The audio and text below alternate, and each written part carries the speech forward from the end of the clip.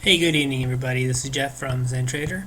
Let's get right to the charts here. We've got the Nasdaq 60-minute, and we're struggling right at this point of resistance. However, we are having a falling bullish wedge here, and I tend to think that the longer that we stay channeling, maybe for a day, or maybe this is it. I think the odds are that we break to the upside, we break through this resistance and challenge this previous high, this February high. The RSI is very bullish. It's not really even falling below the 50. I expected it to drop down to this and test this 40 level, but it just doesn't seem to be falling.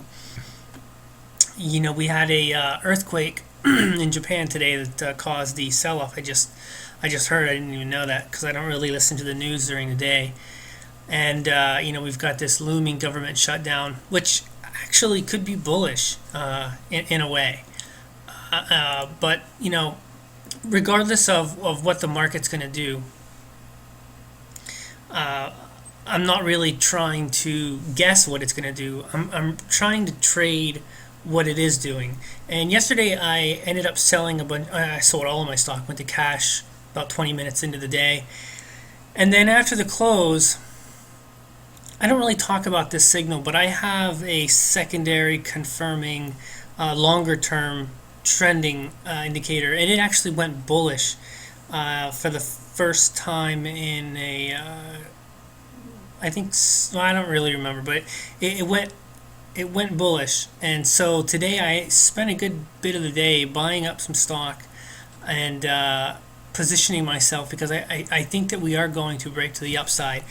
We've got the NASDAQ 10-day, the percentage of stocks above their 10-day, really bouncing and really getting back into this momentum zone.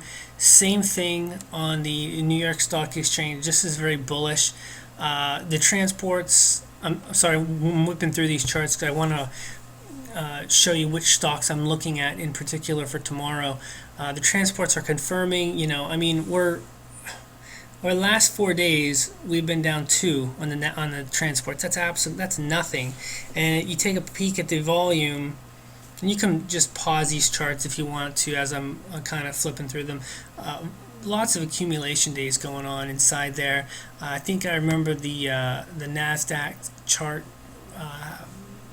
I think it fell today. I think the volume fell today, so really not a whole lot of significant selling. USO could be getting ready to pause. That may be good for the markets. And we've had this really massive run right off of this test of resistance. But if you look at the volume, it's been declining this second move up. So, and you've got the ADX here that is weakening. So I'm looking for a pullback in oil. Nothing serious, but that could fuel the markets. It's going to be interesting to see how the markets do react to this government shutdown or non-shutdown thing. Here are some of the stocks. I do have 2 different scans that I run. I have one that's a momentum, and then I have another one where I kind of focus on stocks that were leaders that could be setting up. And so this is my momentum scan that I'm watching. This is stocks that could be getting ready to break out. Something that's really interesting is HUN had a breakout today, and this stock showed up on my stocks that could be setting up to break out here. I've been posting these on my Facebook page.